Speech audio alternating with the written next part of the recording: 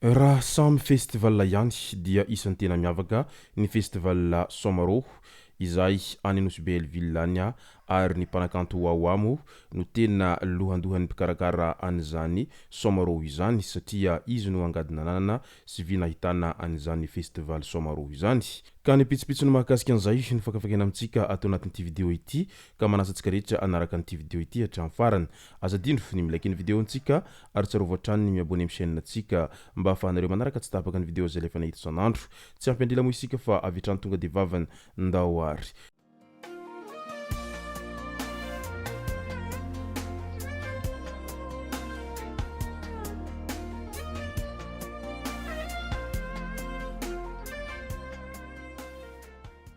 Ny tonga tsy miaraba hono na mantesitra ka dia faly miaraba isika rehetra mpanaraka tsy tapaka an'ity chaîne ity tenako amin'ity androandroany ity arakin'izay efa natsivoko zay dia ny mahakasika ny festival Somaroho no tena iompanantsika atao anatin'ity vidéo ity fa mialohan'izay dia andao aloha resantsika ireto tsara ho fantatra manaraka ireto. Fanoherana fitrandrahana fasy mainty ny bazy toliara mandositra sy mitsoka monina any anaty ala avokoa ireo mpanositra ny fitrandrahana fasy mainty ao amin'ny komina Tsianisa sy Ankilmalinika noho ny fisamborana azy ireo. Efa herinandro mahery zay no miafina any anaty ala ireo vatandehilahy lohandohan'ny fanoherana ny fitrandrahana fasy mainty izay ataon'ny bazy toliara noho ny hazalambo ataon'ireo mpitandro ny filaminana azy ireo no antony mahatonga an'izany. Mitoby ao Benesy hatramin'iny andron'io maliny ireo mpitandro ny filaminana ampolony maro manatanteraka ny fisamborana ireo lohandohan'ny fikambanana mazoto sy ireo mpanositra ny bazy toliara araky ny fitoriana voarain'izy ireo raha toa ka fampadrina fahalemana ny komina Ankilmalinika no antony ventesin'ireo mpitondra any an-toeranany. Misa efatra treto ireo olona voasambotra nandritra ny fifandonana farany teo raha aloharano voaray avy any an-toerana trany manoloana ireo rehetra ireo miantso ny firaisankinana voaka malagasy ny veonivy cellule de crise diova Madagasikara amin'ny fiarovana ny tanindrazana ary mangataka tsy misy fepetra sy tsy misy atakandro ny fialan'ireo mpitandro filaminana ao Benesy ireo. Ireto farany izay lasa hery famoretana sy famporohorona ny tantsaha izay tokony hanao ny asa fivelomany araky ny fitarainan'izy ireo hatrany. Raha ny zava-misy efa misy fiara maromaro hita mivezivezy ao amin'ny alan'ny ranobe raha aloha rano voaray avy any an-toerana hatrany. Tsy mbola fantatra mazava tsara ny antondian'izy ireo any an-toeranany amin'izao fotoana izao. Ka mitaraina ireo voaka ireo satria mahatsiaro tena voateritery sy mijaly amin'izay resaka fitrandrahana fasy mainty izay ho ataon'ny bazy toliara izay. Raha izao savorovoro lava izay misy eo amin'ny ponina any an-toeranany izay manohitra ny bazy toliara sy ny mpitandro ny filaminana ary ny fitondram-panjakana amin'izao fotoana izao no mitohy asa raha mba ahoana no hiafarana izy tia asa raha tsy hanaiky lembenana hatramin'ny farany ireo mpanositra an'izay tetikasa bazy toliara izay asa raha hilavilefina ihany afaka kelikely eo noho izay asa ny mpitandro ny filaminana izay manao ny asany any an-toeranany amin'ny fampandrina fahalemana sy amin'ny fisamborana ireo rehetra izay minia manositra an'izay tetikasa bazy toliara any an-toeranany izay. Eo amin'ny zavakanto indray manosy ny kanto ary manasongadina ny mozika sy ny kolotsaina malagasy amin'ny alalan'ny gitara sy valiha any ivelany any i Mikahely.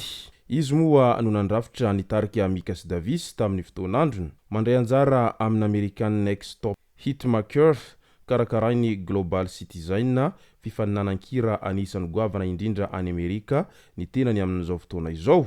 Tafakatra amin'ny dingana manasa-dalana izy ankehitriny ka Mpanakanto 20 no mifaninana amin'izany.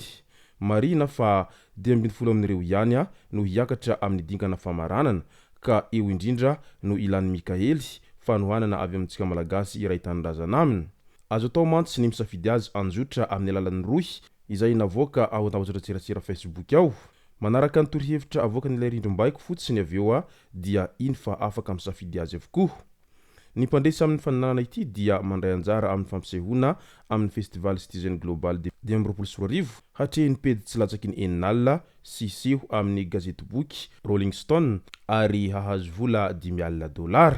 Ka noho izany dia mirary any Mikahely mba ahazo fandresena amin'ity fifananana goavana any Amerika ity satria reharehan'ny malagasy reharehan'ny Madagasikara mo raha toa ka lasany ity amboara ity. Andao am'izay horesantsika ny mahakasika ny festival Somaroho.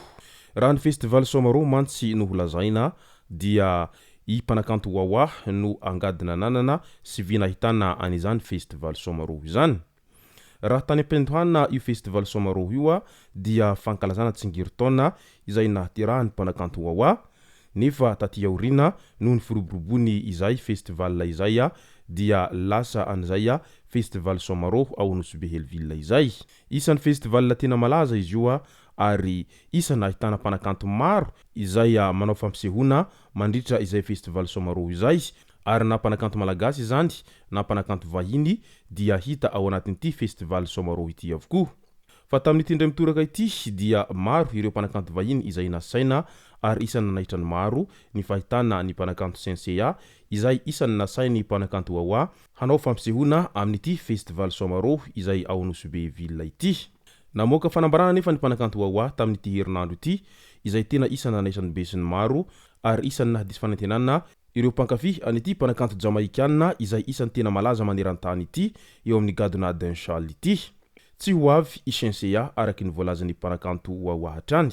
Nampahafantatra tao amin'ny pejy ny Mpanakanto Wawa fa nangataka ny amin'ny hamindrana ny daty mahakasika ny fitsidihany any ranomasimbe Indiana ho an'ny Mpanakanto Shenseea. Ity farany izay anisan'ny vahin'ny festival Somaroho izay ho atao ao Anosibe ao amin'ny 9 hatramin'ny 10 aogositra ho avy izao. Mitohy ny fety fa miandry tety andro vaovao kosa ny fahatongavany ity Mpanakanto jamaïcaine ity raha ny nambarany Mpanakanto Wawa hatrany. Midika izany fa tsy ho tonga amin'ny festival Somaroho ity Mpanakanto jamaïcaine izay isan'ny andrasan'ny besin'ny maro hanao fampisehona mandritra ity festival Somaroho ity. Ka dia mankahery sahady ho an'ireo mpankafy an'ity Mpanakanto Shenseea ity fa tsy amin'ity festival ity zany no atongavany fa mitady daty vaovao indray vao afaka makao Anosibe izy amin'izay fampisehona izay. Fa ireo Mpanakanto ambiny kosa dia samy ho tonga ao Anosibe Helville avokoa amin'izay fampisehona mandritra ny Somaroho izay ary ho tonga ao avokoa ireo Mpanakanto vahiny izay nasaina ankoatran'ity Mpanakanto jamaïcaine Shenseea ity izay efa fantatra amin'izao fotoana izao fa tsy ho afaka hanatrika an'izay Somaroho izay. Izay no masaka azona roso tao anatin'ity video ity tompoko lasy tompoko vavy, soratsika rehetra nanaraka an'ity video ity hatramin'ny farany. Azadino ny milaiky ny video antsika ary jarovatra ny miabone amin'ny chaîne antsika mba ahafahanareo manaraka tsy tapaka ny video zay lefa nahita isan'andro. Tompoko lasy tompoko vavy, mankasitraka dia mirary soa.